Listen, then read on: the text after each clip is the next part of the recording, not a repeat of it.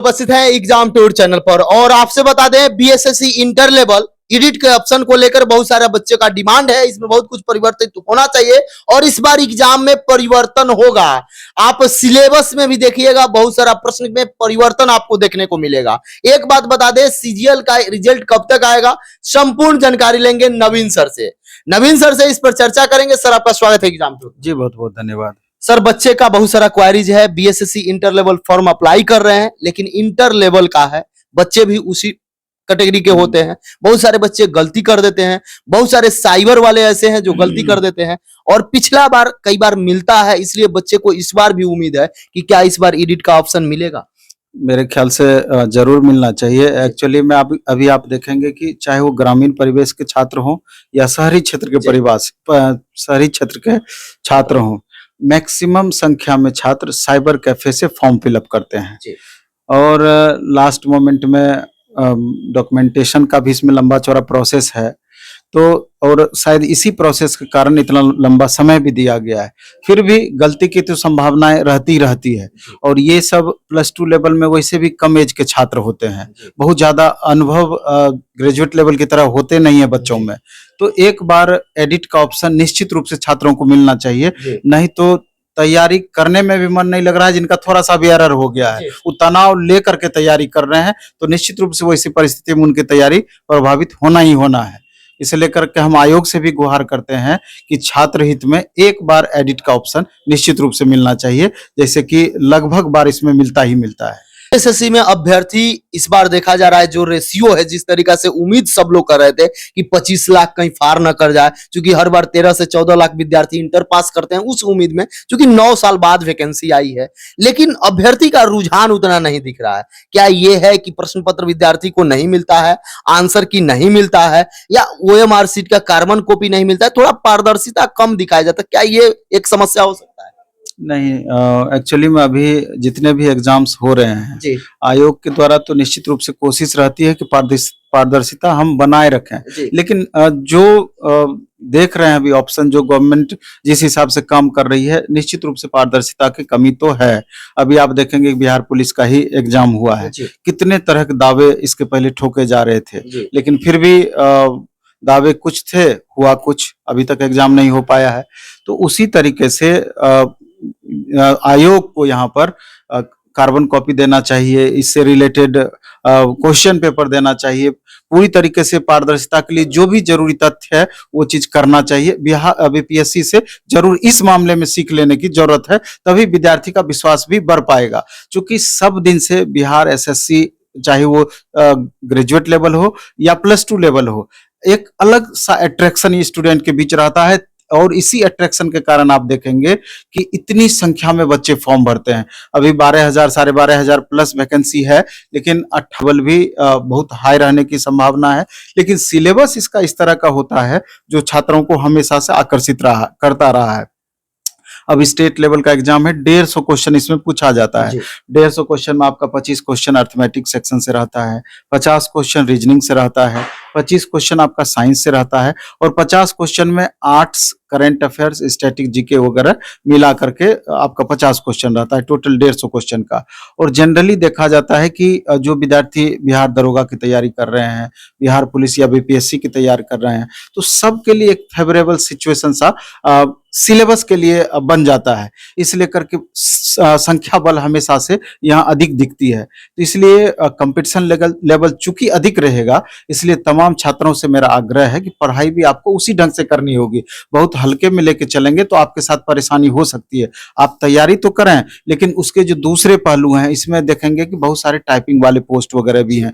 तो स्टूडेंट को चाहिए कि जिस तरीके से सीरियसली पढ़ाई कर रहे हैं, अगर उनसे संभव हो तो आधा घंटा या 1 घंटा टाइपिंग भी इस बीच में करके इसको अपडेट करके रखें। नहीं तो कई बार देखते हैं पीटी हो गया, मेंस हो गया, जब जाके टाइपिंग की बारी आ गई तो अचानक उस समय आप टाइपिंग करने के लिए जाते हैं, जो कि उतने कम समय में पूरा नहीं हो पाता है। तो टाइपिंग अगर सीख लेंगे तो इसमें भी काम करेगा, बाकी दूसरे वैकेंसीज में भी काम करेगी। लेकिन यहाँ ध्यान ये देना है कि चूंकि 50% वेटेज तैयारी करने में जीएस सेक्शन का और 50% मैथ रीजनिंग मिला करके है। जी। और खास करके मैथ रीजनिंग के संदर्भ में हम कहना चाहते हैं कि ये स्कोरर सब्जेक्ट है मैथ रीजनिंग। अगर आपका कंसेप्ट क्लियर है तो 75 में 70 ला सकते हैं, 68 ला सकते हैं, 72 ला सकते हैं और उधर थोड़ा पुश होगा, आपका रिजल्ट बन जाएगा। लेकिन ये दोनों पोर्शन अगर आपका कमजोर रह गया तो फिर आप दौड़ से बाहर हो जाएंगे, आपको बचना मुश्किल हो जाएगा। मतलब जीएस को एवरेज लेकर चलें, अगर मैथ्स रीजनिंग 100% कर लेते हैं तो अच्छा कर सकते हाँ, हैं। निश्चित रूप से अपना बेस्ट तो हर जगह देना है, जी। क्योंकि सम्मिलित रूप से ही आप मैक्सिमम स्कोर तक पहुंच पाएंगे। ऐसा नहीं है कि सिर्फ मैथ रीजनिंग कर लेंगे तो आपका रिजल्ट हो जाएगा, लेकिन मैथ रीजनिंग में देखा जाता है कि जितना ही बनाते हैं तो 100% मार्क्स आने की संभावना रहती है। आप जीएस पोर्शन कितना भी अधिक पढ़ लें, दावा नहीं ठोक सकते हैं कि आप 90% सही कर देंगे। जी। तो वहां थोड़ा सा कंफ्यूजन वाली स्थिति रहती है। तो तैयारी के संदर्भ में जहां तक साइंस है या इसके अलावा 8 section history, polity, economy, geography है, जनरली देखा जाता है कि छठे क्लास से लेकर 12वीं क्लास तक के सिलेबस को अच्छे से अगर फॉलो किया जाए, खास करके 6 to 10th और कुछ ऊपर 11-12th भी आप जा सकते हैं और एनसीईआरटी, एससीईआरटी दोनों। तो अगर उसको अच्छे से आप फॉलो कर लेंगे तो मेरे ख्याल से प्रश्न छूटने की संभावनाएं बहुत कम रहेगी। अभी आप देखेंगे कि प्लेटफॉर्म का रुक्मिणी पब्लिकेशन से तो 1 साल से उस पर हमारा लगातार काम चल रहा था। NCERT plus SCERT series special छठे क्लास से 12वीं क्लास तक इसी चीज को ध्यान में रख करके सीरीज है। हाँ, एक सीरीज है, उसमें अलग अलग वॉल्यूम है, physics, chemistry, bio, history, polity, economy, geography, सब सातों पेपर का अलग अलग वॉल्यूम के रूप में आपका लाया जा रहा है छठा क्लास से 12वां क्लास तक एक ही बुक में। ये अपने आप में अलग विशेषता हुई। तो ये किसी भी एग्जाम के लिए फायदेमंद होगा। आप टीचर का एग्जाम में आगे, सब में तो बेस वही रहता है। आप बिहार पुलिस का देख लीजिए, आप बिहार एसएससी का देख लीजिए, कोई भी एकदम एग्जाम अगर जनरल कॉम्पिटिटिव एग्जाम्स देते हैं तो बेस वही रहता है। तो उसी बेस को ध्यान में रख करके वो बुक लॉन्च की जा रही है। तो बाकी छात्रों से कहना चाहते हैं तो उसको आप लाइन बाय लाइन पढ़ेंगे या खुद से भी बेसिक बुक लेकर के एससीईआरटी का और एनसीईआरटी का लाइन बाय लाइन प्रैक्टिस करने का, या पहले उसका बेस अच्छा करिए, उसके बाद फिर प्रैक्टिस का कीजिए। कोशिश करिए कि प्रैक्टिस भी एक सेट अभी से डेली बनाने का प्रयास कीजिए, अगर आपका सब्जेक्ट पर पकड़ मिला जुला करके ठीक ठाक हो गया है तो। क्योंकि एक सेट डेली बनाएंगे, फिर जो क्वेश्चन आपसे नहीं बनता है उसका डिस्कशन करेंगे और उसके बाद उसमें टिक आउट करते चले जाएंगे, फिर रिवीजन उसी मोड में आप करते रहेंगे, तो उत्तरोत्तर धीरे धीरे आपका परफॉर्मेंस ग्रो करता चला जाएगा, परफॉर्मेंस बढ़ता चला जाएगा। अब इस संदर्भ में देखेंगे तो अगर प्लेटफॉर्म की बात की जाए तो प्लेटफॉर्म बाय नवीन कुमार सिंह प्राइवेट लिमिटेड, अभी हमारा 3 ब्रांच पटना में है, एक बाजार समिति, भिकना पहाड़ी, खान कैंपस, तीनों जगह। तो तीनों जगह हमने टेस्ट का भी सुविधा दे रखे हैं, एकदम मिनिमम कॉस्ट में 20 रुपया पर टेस्ट लगता है ऑफलाइन मोड में। जो स्टूडेंट चाहे शनिवार रविवार को 11 बजे आके टेस्ट दे सकते हैं। और कि जो भी एग्जामिनी है, जिनको एग्जाम देना है, अभी आपके लिए गोल्डन फेज वैकेंसी के पॉइंट ऑफ व्यू से चल रहा है। सिर्फ बिहार एसएससी +2 लेवल की बात नहीं कर रहे हैं, बिहार एसएससी ग्रेजुएट लेवल, इसके बाद बिहार दरोगा देख रहे हैं, बिहार पुलिस देख रहे हैं, फिर अपकमिंग वैकेंसी भी बिहार दरोगा, बिहार पुलिस की है। इसके अलावा रेलवे की अच्छी खासी लगभग 1.5 से 2 लाख वैकेंसी आने वाली है।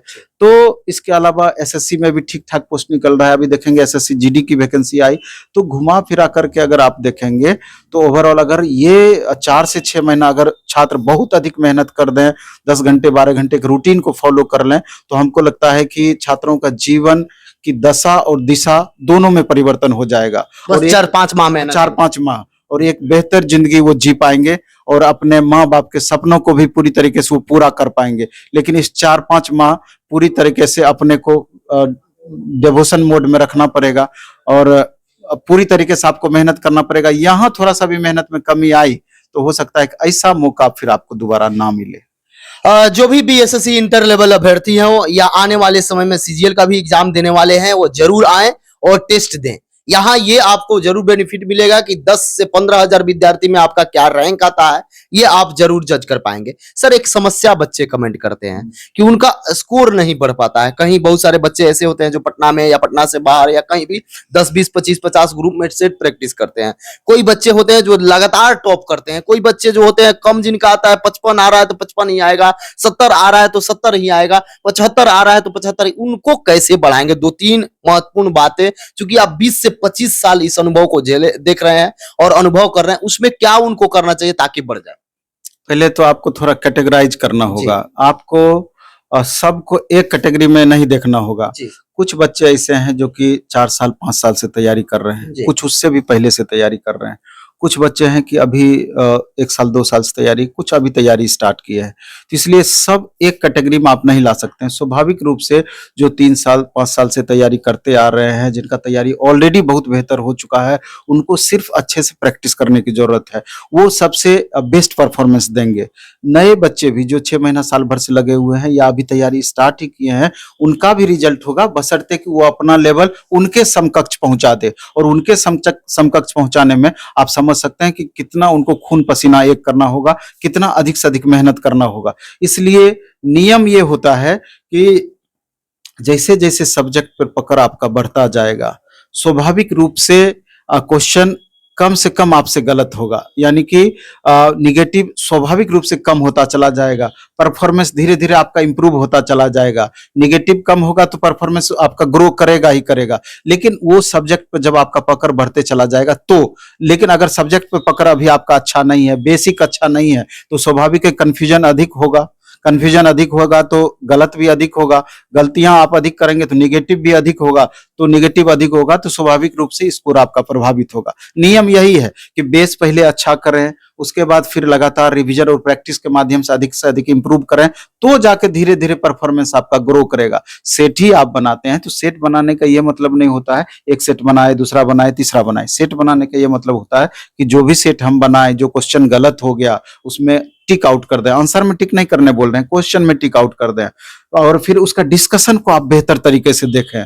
फिर दूसरे सेट में भी ऐसे करें, तीसरे सेट में भी ऐसे करें, और वीकेंड में एक दिन ऐसा रखें कि पूरे सप्ताह का भर का बनाया हुआ सेट जिसमें आप टिक आउट किए हैं उसका अच्छे से रिवीजन करें, फिर दोबारा से आप बना करके देखें। देखिए धीरे धीरे किस तरीके से परफॉर्मेंस आपका ग्रो करेगा। इसलिए कोई भी चीज आपको क्रमबद्ध तरीके से आपको बढ़ना पड़ेगा। नहीं तो ऐसे आप सोचिएगा कि वो स्टूडेंट को इतना मार्क्स आ रहा है तो हमको क्यों नहीं आ रहा है, तो उसके पीछे बहुत सारा रीजन है, बहुत सारा उस बच्चे का त्याग है। तो उस चीज का भी आपको तुलना करना पड़ेगा। आप कितना समय दिए हैं? कितना समय दिए हैं। सर लास्ट प्रश्न है, जिस तरीका से बच्चे मान लीजिए 150 में बना रहे हैं, क्या ये स्कोर करें तो उनको लगे कि हाँ ठीक ठाक मेरा स्कोर हो रहा है, एक मतलब सुरक्षित स्कोर देखा जाए अभी के समय में? अभी 3-4 माह समय है, अभी कोई उस तरह का एग्जाम का डेट नहीं है, फिर भी यदि किसी बच्चे का आ रहा है, कितना पर वो संतुष्ट? देखिए अगर 100 प्लस स्कोर करते हैं तो संतोषजनक है। अगर 110 प्लस कर रहे हैं बहुत बेहतर है, और 120 प्लस कर रहे हैं तो एक्सेलेंट है। कैटेगरी वाइज अगर देखेंगे तो यही आपका है। अगर 100 से अगर कम नंबर रहता है तो निश्चित रूप से बहुत मेहनत करने की आपको जरूरत है, क्योंकि एक एक मार्क्स पर आप देख रहे हैं कि कितने बच्चों में उथल पुथल होती है। अब जब भी कहे कि एक एक मार्क्स के अंतर पर 5 से 10 हजार बच्चों में उथल पुथल होगा, लेकिन मेरा ये कहना है कि घबराना नहीं है। सबकी इनिशियल स्टेज जो होता है सभी बच्चों का ऐसा ही होता है, धीरे धीरे उत्तरोत्तर विकास होता है, उत्तरोत्तर आपका परफॉर्मेंस इंप्रूव करता है। इसलिए अपनी हर छोटी छोटी गलतियों को, कमजोरियों को पहचानने की कोशिश करें, और उस गलतियों को लगातार आप इंप्रूव करने का प्रयास करें, दूर करने का प्रयास करें। ऐसे ही आपका परफॉर्मेंस धीरे धीरे ग्रो होता चला जाएगा, और एक बार परफॉर्मेंस का लेवल जब यहाँ तक आपका पहुंच जाएगा तो आप जिस भी एग्जाम में बैठेंगे वहीं आपका रिजल्ट का संभावना बना हुआ रहेगा। जो भी अभ्यर्थी है 1-2 सप्ताह जरूर इस विधि को देखें, 100% आपका 5 से 7 मार्क्स बढ़ जाएंगे। यदि आप ऐसा करते हैं रिजल्ट जरूर होगा, किसी भी प्रकार का कोई समस्या नहीं होगा। सर समय देने के लिए बहुत बहुत धन्यवाद। जी बहुत बहुत आभार आपका।